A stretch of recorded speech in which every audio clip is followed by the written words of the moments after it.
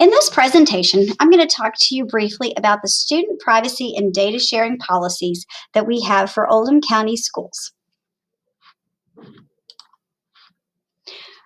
First of all, it's important for us to understand what does that mean for us in Oldham County. So here's a few of the important bullets that we need to make sure we are understanding and following the procedures for. All users need to know and understand that there is federal and state legislation that currently guides us in what apps, websites, and procedures that we use for technology softwares. We are going to talk about the current district policy, as well as the processes for vetting and monitoring websites with logins, software, and apps. So first, we're going to talk about the federal and state legislation and district policies. So there are a couple laws that we have to follow as teachers in the United States. The first one is our federal law. So we have the FERPA Act, Family Educational Rights and Privacy Act, that was instituted in 1974. We've got COPPA, the Children's Online Privacy Protection Act, which was enacted in 1998. And now we also have the CIPA, the Children's Internet Protection Act, which was created in the year 2000. So new, and then beyond those things, we also have state law, which we are required to abide by, and that is HB 232, which was signed into law in 2014.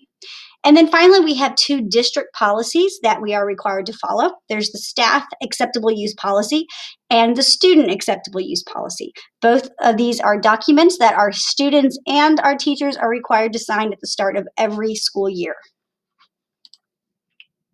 So what is FERPA? FERPA is a federal law that protects the privacy of student education records. And here are the statutes and regulations. We're not going to go into details on that. It's important that you just know that they exist and where you can go to find more information if you so desire. Now we have COPPA. So the important things, I'm not going to read through all of this, but the important things that you need to understand about COPPA is that this is directly related to students under the age of 13 years of age. So this is talking about information that we collect from children, whether that's through cookies or other website tracking logins, things like that, but it pertains to students under 13 years of age, which means all of us in elementary world are affected by COPPA. So a couple of important things that we must understand and follow with regards to this federal law. So any website that we use with students should have an online privacy policy that talks about what personal information is collected from children if they are under the age of 13. There has to be a notice to parents with regard to that collection, use, or disclosure. In certain cases, there also has to be verifiable parental consent before any personal information from persons under the age of 13 is used. There also has to be reasonable procedures established and maintained to protect personal information from children. And they have the ability to only retain personal information collected online from a child for only as long as necessary and delete that information using reasonable measures. So that's kind of COPPA in a nutshell. And the important thing to understand is that, yes, being in an elementary school, we are required to follow all the guidelines and laws of the COPPA. Okay, now we have CIPA. Schools are required to adopt and implement an internet safety policy that addresses these things. I'm not going to go through all of these things, but the important one that pertains to this presentation is the fourth bullet down: unauthorized disclosure, use, and dissemination of personal information regarding minors. So this is any kind of website, app that requires students to log in or teachers to log in and put in any student data or personal information. So any website where teachers are creating student accounts, even if they're not using their real name, it's any kind of information about students that are put in falls under this federal law, CIPA. Now we've got Kentucky state law, House Bill 232. This particular law builds upon the federal laws, but adds a couple of stipulations that we have to follow in the state of Kentucky. It prohibits the certain uses of student data by cloud vendors.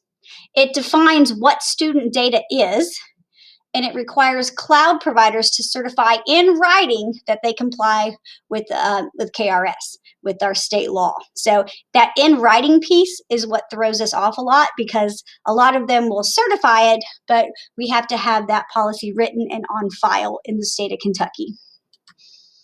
Okay, student data. So let's look at what is considered student data. Student data means any information or material in any medium or format. So it doesn't matter how it's presented, in any media or format that concerns a student and is created or provided by the student in the course of the student's use of a cloud computing services. So student data includes the student's name, email address, email messages, postal address, phone number, and any documents, photos, or unique identifiers relating to the student. So how can student data be used? So our state law prohibits any cloud providers from processing student data for any purpose other than improving its services. It specifically prohibits the use of data for advertising or facilitating advertising. And it prohibits selling, disclosing, or otherwise processing student data for any commercial purpose. This is our Oldham County Staff AUP.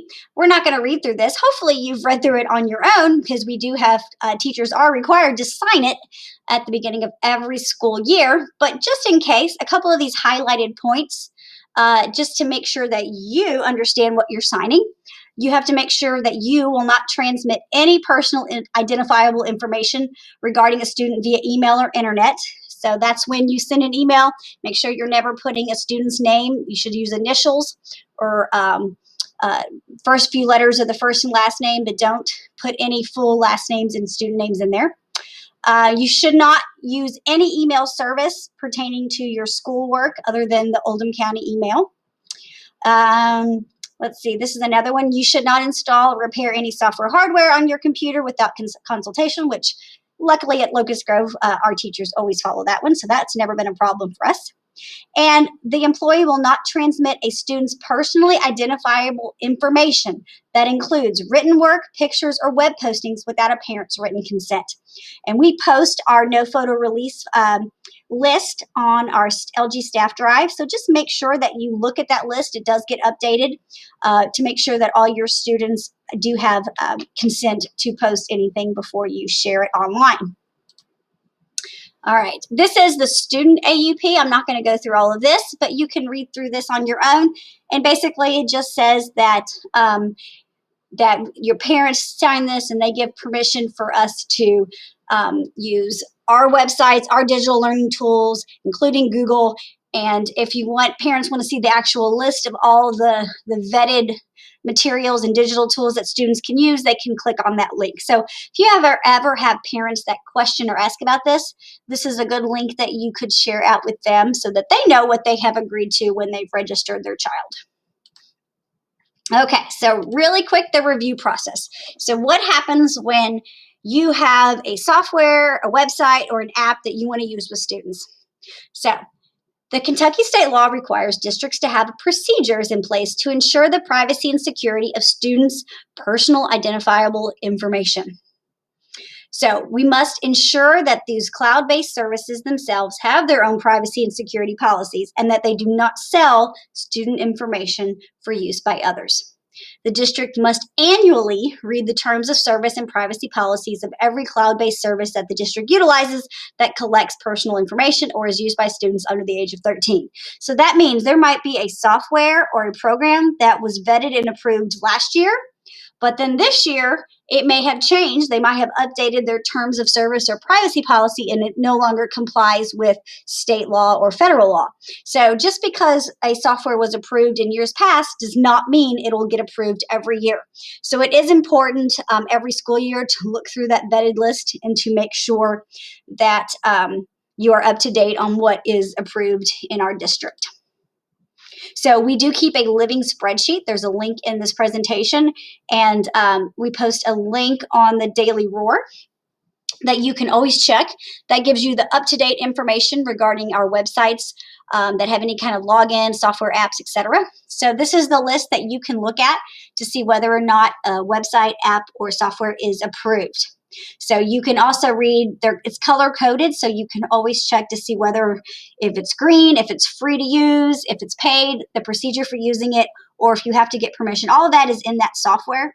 And if you ever have, or in that spreadsheet, and if you ever have any questions about it, just feel free to ask me. I'm happy to help you. It's overwhelming. There's a lot in there, but I can help you with that if you ever need it. So now let's look at the process. You all sometimes wonder what process we have to go through when you want to use a new website. So this is what I have to do. So we start over here. First, we start with the website that you would like to utilize with students. So it is some kind of software that we have to install. It's some kind of website that has a login or an app we want to download. If it's a free, meaning we don't have to pay anything to use it, we first submit a service ticket. So when you submit a service ticket to me, it comes to me, and I will check it, and I will check the vetted list. I will see if it's been approved or not. I will see if it hasn't been approved, why. A lot of times it's the indemnity clause in the terms of use that has to get, we have to get a waiver signed. So if I'll let you know how that process goes, but the second that I'll let you know whether it can be approved or not, and we start gathering all the paperwork that we need in order to get it approved if it's not already on the list. So once I have all the information that I need from the software, I will then take the information and I will submit a ticket to have the software app or website vetted and approved by District Technology. So I will enter it in. They'll either look through all the documents we have and approve it as a green, meaning it's completely free to use. We're good to go. Sometimes it's approved with conditions, meaning we have to get a waiver signed or something like that, or it's approved with restrictions. Usually that has to do with students under the age of 13, or it's in red, not approved. When you go to that vetted spreadsheet, you'll see everything is color coded. So green means good, red means no, and then the yellows in there will always tell you in the notes what the condition or restriction is. So that is the end of that process. If it is a paid app, we're back up here to the top, it's a little different. So if it's a paid app, the first thing I have to do is get the privacy and terms link. Any paid app has to get approved by our school board. So it takes a little bit longer. So I have to look up the privacy policy, the terms of use. I have to check to see if it needs an indemnity clause signed. If it does, I have to contact the company and see if they'll sign it. So there's a lot of paperwork and approval process that I need before I can even send it to the board. Once I send that into the board, our school attorney looks at it, makes sure that we've got everything we need. Once she's looked it over, all that's good there. Then if it needs any revision, she'll send it back to us. The attorney will, telling us what else we need to do. If it gets approved from the attorney, then it just goes right down to this section. And then I start this bottom vetting process again. If we have to make changes to the contract, then it comes back to me and I make the procedures here. So it's kind of a long process. We've gotten better at it and we do the best we can, but just something to think about is whenever you turn in a website or ask me about a website software login, if you could do your homework ahead of time and go ahead and send me the links that have the privacy policy on them or the terms of use on there, that saves me a little bit of time. The faster and a contact for the company, especially if it's a paid app. So that just saves me a little bit time in trying to get all my documents together. All right, so I think that's just about everything. I know it's a lot and kind of understand why we have to go through all this, but there is reasons why. At the end of the day, we are trying to follow all our federal and state laws in order to keep our students safe. And at the heart of all this, even when it seems like it's a lot of extra time and energy, we have to still remember that the point of all this is that we are protecting our students, and that is our job as teachers. So I appreciate you listening to this and taking the time to process all of this. But if you have any questions, feel free to email me, and I will do my best to get them answered.